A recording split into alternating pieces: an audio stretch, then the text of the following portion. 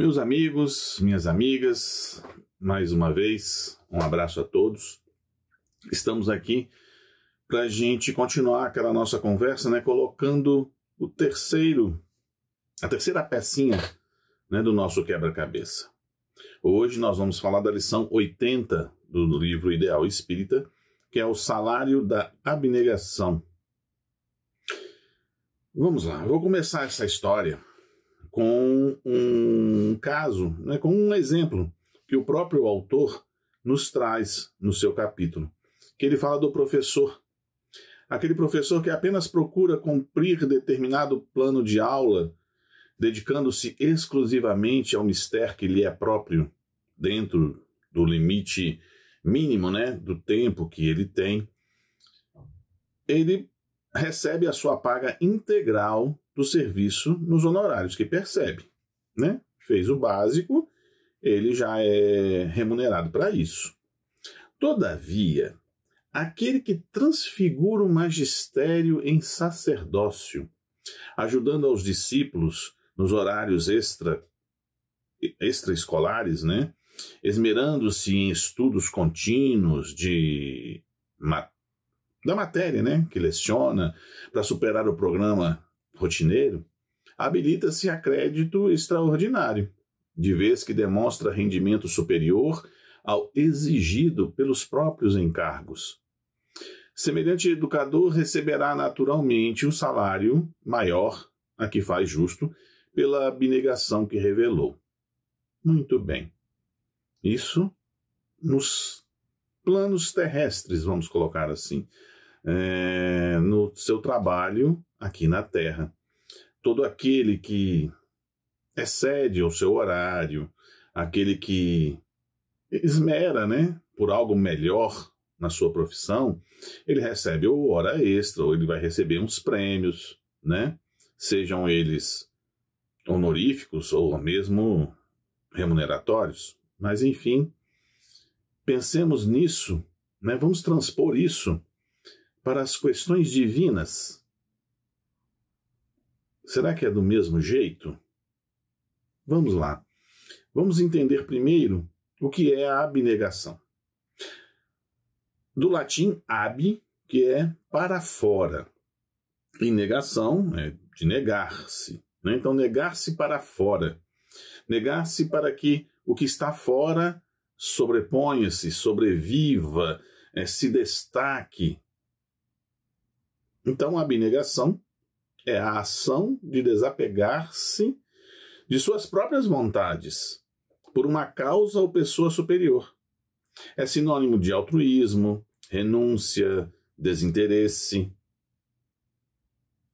E nós possuímos inúmeros exemplos de abnegação em nossas vidas. Vamos falar de Chico Xavier, por exemplo, que dedicou a sua vida aos outros. Por ter levado a sua condição de médium para além do que se espera de um médium comum.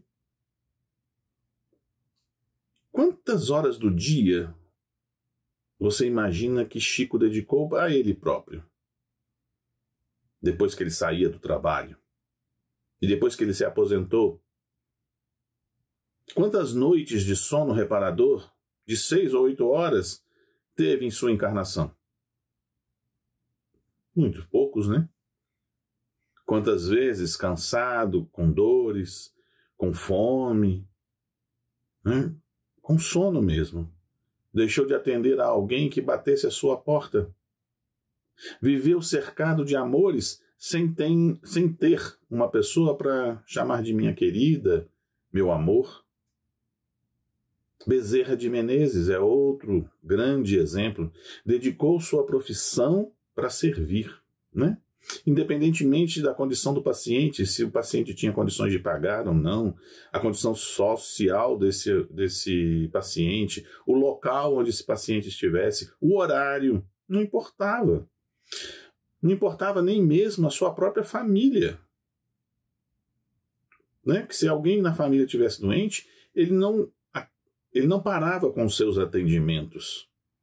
Distribuía o que possuía, às vezes na totalidade, deixando a família sem alimento. Ele não sabe, ele doava tudo, não sabia se no dia seguinte ele teria o que comer. Mas ele não deixava ninguém desamparado. A gente pode estender isso para Francisco de Assis, Madre Teresa de Calcutá, a irmã Dulce, né, que dedicou sua vida, mesmo com todos os seus problemas de saúde, para se dedicar aos outros. Né? Ela extrapolava o seu dever.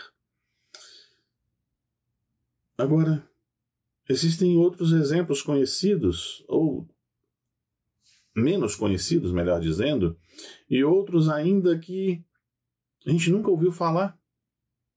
São pessoas anônimas à nossa volta, como as mães, os pais, que dedicam toda uma vida em prol dos seus filhos, né? Para que eles tenham uma vida melhor do que a que eles tiveram, que eles tenham oportunidades melhores que eles tiveram. E isso, olha, independentemente se os filhos vão agradecer, se vão reconhecer, se depois vão ajudá-los, eles simplesmente fazem. Né? Vão além daquilo que é apenas educar. Eles dão as suas vidas para que os filhos tenham as suas próprias, não é? Um exemplo que eu fiquei conhecendo ao estudar para essa nossa conversa foi de um missionário que em 1838 ele foi encarregado de assumir uma missão pastoral nas Ilhas Fiji, que naquela época eram conhecidas como as Ilhas dos Canibais, né? E cujo antecessor chegou a desencarnar lá, naquelas ilhas, em função de desentendimentos com os habitantes do local. Mas em nenhum momento ele hesitou em ir. E na época ele estava noivo, e a noiva estava distante dele. Ele mandou uma carta para ela contando da situação e da decisão dele, e que aguardaria uma decisão dela em relação a isso tudo. Ele gostaria que ela fosse com ele, mas ele precisava de uma resposta dela, e ele acataria de bom grado qualquer que fosse a resposta. Até que ele recebeu a resposta dela, dizendo que ela iria com ele onde ele fosse. Então esse casal renunciou a tudo, renunciou aos confortos de 1838, né, para ir morar numa ilha distante, onde para chegar lá precisava de horas de voo e dias de barco, né? Não era fácil chegar nesses locais naquela época. Uma situação completamente estranha, uma língua diferente, mas pela fé deles, eles decidiram seguir em frente. Não importava tanto a vida deles. Importava o bem que eles poderiam fazer em outro lugar. Era isso que os movia, isso que os moveu até lá, né? E eu tenho certeza que cada um de vocês que estão me ouvindo agora tem um exemplo, ou conhece uma história de abnegação, né? Mas a gente não pode deixar de falar do exemplo maior. O exemplo maior que é Jesus. Jesus é o nosso exemplo maior em tudo, e não haveria de ser diferente na questão de abnegação. Porque ele poderia nascer aqui em qualquer lugar. Resolveu nascer na manjedoura. Ele poderia aprender com qualquer um. Aprendeu numa carpintaria. Ele escolheu viver entre pescadores, doentes, entre mulheres mal faladas, que foram mulheres de toda sorte, né? Que na sociedade as via como um ser inferior, e Jesus estava lá com elas. Não possuía recursos materiais, ele não tinha uma pedra, né?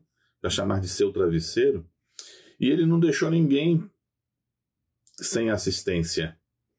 Não é? Ele ajudou todos aqueles que chegaram perto dele, todos aqueles que pediram,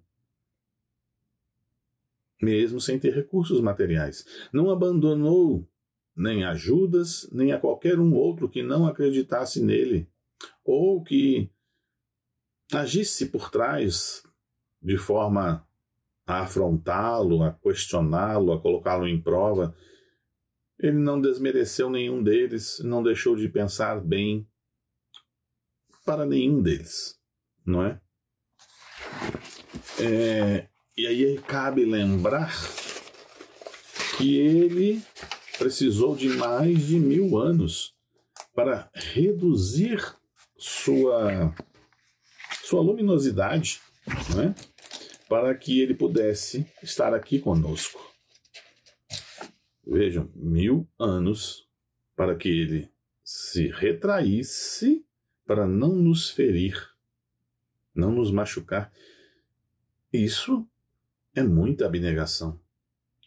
Ele que estava, né, junto a espíritos crísticos e veio estar conosco, seres em desenvolvimento, seres ainda tão inferiores na criação. E aí a gente pode observar que aquela pessoa que age com abnegação, ela possui um combo, né, de qualidades morais. Porque quando você age com abnegação, está envolvendo humildade, compaixão, caridade, perdão, fraternidade, benevolência, enfim, tudo que você imaginar. Tanto é que lá no Livro dos Espíritos, no capítulo 12, no livro 3º, Perfeição Moral, temos uma questão que eu acho que passa desapercebido por muitas pessoas. Eu não me lembrava dessa questão. A questão 912 do Livro dos Espíritos, Kardec pergunta o seguinte: qual o meio mais eficaz de combater-se o predomínio da natureza corpórea? Interessante a pergunta. Por que combater o predomínio da natureza corpórea? O que isso significa? Significa livrar-se da matéria, né? Aquilo que nos prende à Terra. Lembrando que a matéria é só um instrumento e a gente vive muitas das vezes em função dela e comete verdadeiras loucuras em nome da matéria, dos gozos que a matéria traz, quando a gente esquece que nós somos espíritos. Então, qual que é a resposta dos espíritos para essa pergunta? Curtíssima. A resposta é praticando a abnegação. Vejam. Para combater, né, o predomínio da natureza corpórea, ou seja, combater esse predomínio da matéria sobre nós, esse fascínio que ela exerce, nós temos que agir com abnegação. Mas por que fazer isso, né? Porque a gente não está num processo de evolução. Hoje, ainda somos os espíritos da 3ª ordem. Quem quiser entender melhor isso, basta ir às questões 100 a 113 do Livro dos Espíritos.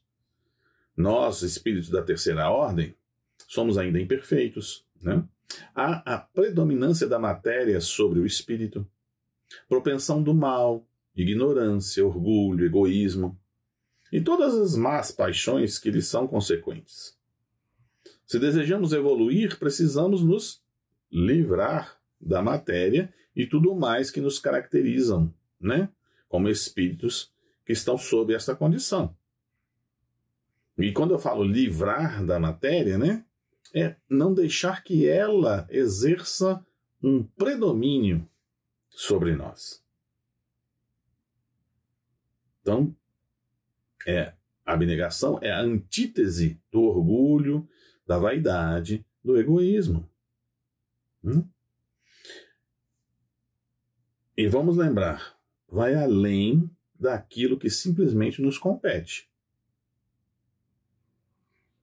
Podemos imaginar, falar que eu sou uma pessoa caridosa, mas eu simplesmente, ou benevolente, vamos colocar assim, mas eu simplesmente distribuo moedas pela rua, sem nunca, ao menos, conversar com alguém. Então, estou fazendo a minha parte, distribuindo o que me sobra, e vou ficar satisfeito com isso? Bom, será que a providência divina está satisfeita com isso? Será que isso é abnegação? No livro Religião dos Espíritos, na lição 79, Emmanuel também nos socorre quanto a isso. E eu trouxe uma partezinha, né, do que ele fala lá para a gente refletir.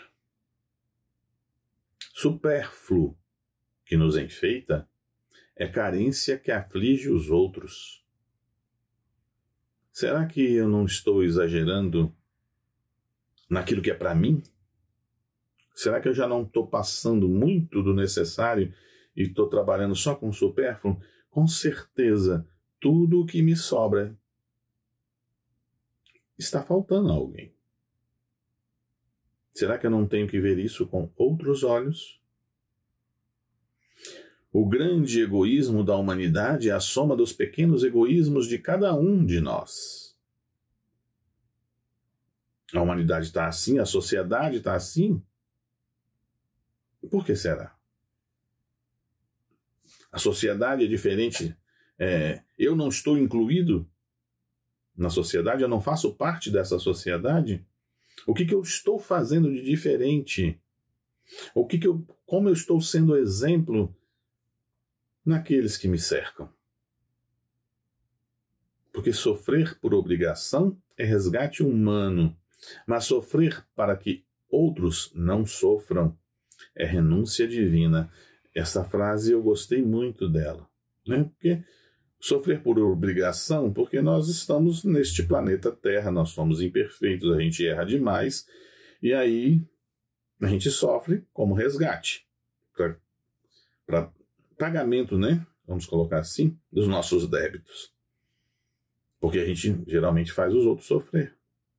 Mas quando eu sofro em função do que eu estou fazendo de bem para outrem, para que esse outro não sofra, isso é renúncia, isso é abnegação. Ninguém sabe.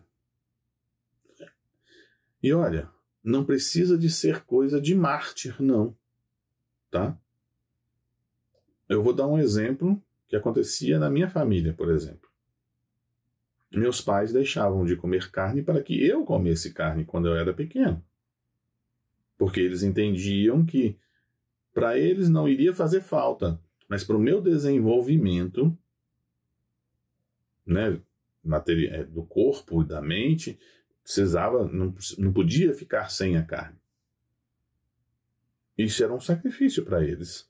Pequeno? Acho que sim. Não estou com isso invalidando ou menosprezando o que fizeram por mim. Mas veja que são nas pequenas coisas que a gente vai fazendo no nosso dia a dia que a gente vai aprendendo sobre a caridade, sobre a compaixão, sobre a humildade, enfim, sobre a abnegação. São nos pequenos exercícios que a gente consegue fazer para que venham mais tarde as grandes tarefas. Aquele salto de melhoria só vai acontecer depois que eu aprender nas pequenas responsabilidades, nos meus pequenos atos, a agir conforme a lei divina. Então, ninguém sabe se existe virtude nos prisioneiros da expiação. Em nós, que estamos aqui. Entretanto, a virtude mostra-se viva em todo aquele que, podendo acolher-se ao bem próprio, procura, acima de tudo, o bem para todos. E aí o bem para todos pode ser os nossos filhos, pode ser na rua, no prédio, na minha área de trabalho, né? Quando a gente pode ter um recurso que vai beneficiar a mim somente, eu pegar esse recurso e ajudar os outros. Deixar que os outros também sintam isso, ou que percebam isso. Mesmo, vai diminuir para mim. Mas qual é o problema?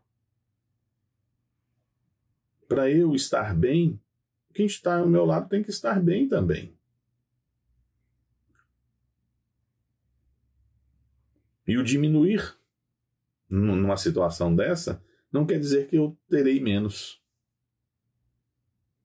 Não é porque eu terei mais amigos, eu terei mais companheiros, eu terei mais irmãos.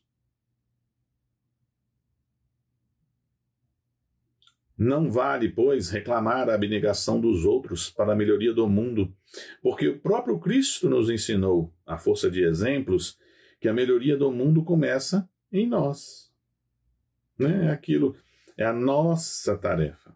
Eu não tenho que ficar cobrando do outro, eu tenho que cobrar de mim. Eu não tenho que lutar para que o mundo seja abnegado. Eu tenho que lutar para que eu seja abnegado. Esse é o desafio. E Cristo nos ensinou isso, desde o momento que ele decidiu vir até aqui. Porque nós temos que lutar, né, contra o nosso próprio eu, que naturalmente converge para o egoísmo, para o orgulho. A gente tem até que lembrar que nossa primeira convivência com o amor foi através do egoísmo. Por quê? Lá nos primórdios, quando ainda estávamos nas cavernas, vivendo em clãs, em pequenos clãs, nós tínhamos que fazer com que o nosso clã sobrevivesse. Então era aquele egoísmo de abraçar o clã. O clã não pode se desfazer. Aqueles que estão sob minha responsabilidade não podem perecer. E aí os outros clãs não importavam. Eu ia sabia onde tinha os frutos, colhia, independentemente se isso ia sobrar ou não para os outros. Então, nossa primeira convivência com o amor foi através do egoísmo. Então, é difícil a gente se livrar dele hoje, né? A gente tem lutado desde essa época para se livrar dele. E esses pequenos exercícios fazem parte dessa luta para que ele vá embora. E aí nós temos lá no Evangelho, no item 3 do capítulo 17, que nos informa que o verdadeiro homem de bem é o que cumpre a lei de justiça, amor e caridade, na sua maior pureza. Interroga a consciência sobre seus próprios atos. Se praticou o mal, se fez todo o bem que podia, se desprezou voluntariamente alguma ocasião de ser útil, se ninguém tem qualquer queixa dele, enfim, se fez ao outrem tudo o que poderia fazer. E, mais do que isso, se fez ao outrem aquilo que gostaria que fizessem a ele. Então, depois, esse é o resumo do que é o homem de bem. Porque aí depois ele vai destrinchando tudo isso lá no capítulo 17. Quem ainda não leu, aconselho a ler. Porque é um conteúdo em que a gente tem que se preparar para seguir, para desenvolver isso em nós. E aí, encerrando com o texto, né, do próprio autor, que é o João Modesto, até esqueci de falar no início, né, João Modesto, ele que é o autor da lição 80 do livro Ideal Espírita, que ele fala o seguinte: eis porque, contrapondo-se à orientação do esforço mínimo, a abnegação é sempre esforço máximo, somente compensável pelos cofres da bondade divina. É aquilo que nós vimos no início. Aquele professor ao transformar a sua profissão em sacerdócio, ele pode ser que não fosse bem visto pelos colegas, não fosse reconhecido pelo estabelecimento onde ele trabalha, mas ele estaria sendo visto pela justiça divina. E ele estaria angariando seus bônus, né, junto a esta providência divina. Cumpre as obrigações que te cabem e granjearás vencimento justo na terra. Ou seja, faz só aquela sua obrigação, que a sua paga já terá recebido aqui na terra. Agora, faze mais que o dever, pelo bem de todos, e conforme as lições de Jesus, amontoarás tesouros nos céus. Não é? É bacana, é bonito isso, é bonito ouvir isso. Mas e aí? Nós estamos trabalhando para isso? Ou será que a gente se satisfaz simplesmente em cumprir o básico? Deu minha hora, vou-me embora. E aí, para encerrarmos, né, esse entendimento, eu pedi licença aqui vocês para sair um pouquinho do vídeo, que eu esqueci de pegar um livro, que é para encerrar a nossa conversa com um poema, né? Um poema do livro Um Lugar Não Tão Distante, cujo título é Servir. Ele está na página 66. Isso, servir. Neste mundo de sofrimento, irmãos padecem de toda forma.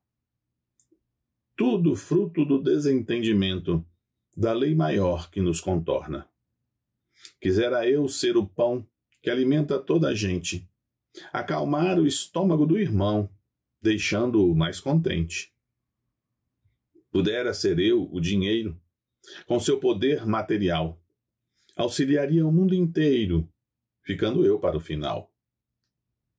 A indulgência eu queria ser para todos compreender, e assim a piedade florescer, eliminando a lágrima e o padecer. Se eu fosse o remédio para todo tipo de doença, viria por meu intermédio muita calma e esperança. Poderia ser a fala que chega onde possa ser ouvida, atingindo o coração que não cala, a dor a tempo oprimida. Também queria ser o ouvido, com seu poder ampliado, recebendo todo alarido de almas em momento complicado. Por fim, seria eu a mão, para de qualquer um aproximar, alicerçando neste irmão a vontade de continuar. Mas eis que agora percebo, tenho tudo o que quero representar. Devo agir como um mancebo e me pôr a trabalhar. Jesus pediu a Deus, dai o pão de cada dia, mas é preciso que os filhos seus se esforcem com galhardia. Como na lição do samaritano podemos ser o novo herói. Não espera o pai nenhum puritano. Estamos na estrada que se constrói. Para fechar esta questão, não esqueço a piedade. Lembro-me com muita emoção. Jesus quer é fidelidade. Então, que aprendamos a ser fiéis a Jesus, cumprindo com a lei divina. Cumprindo aquilo que nós prometemos, que é seguir ao Cristo. E Cristo exemplificou a abnegação. Então, elevando o nosso pensamento ao Pai, agradecemos este momento de reflexão e que possamos seguir sempre em frente, tendo a certeza que Jesus e seus mensageiros nos amparam em todo instante, em todos os desafios, para o nosso crescimento, aprendizado e avanço. Que a paz do Mestre Jesus nos envolva a todos, um grande abraço e até a próxima.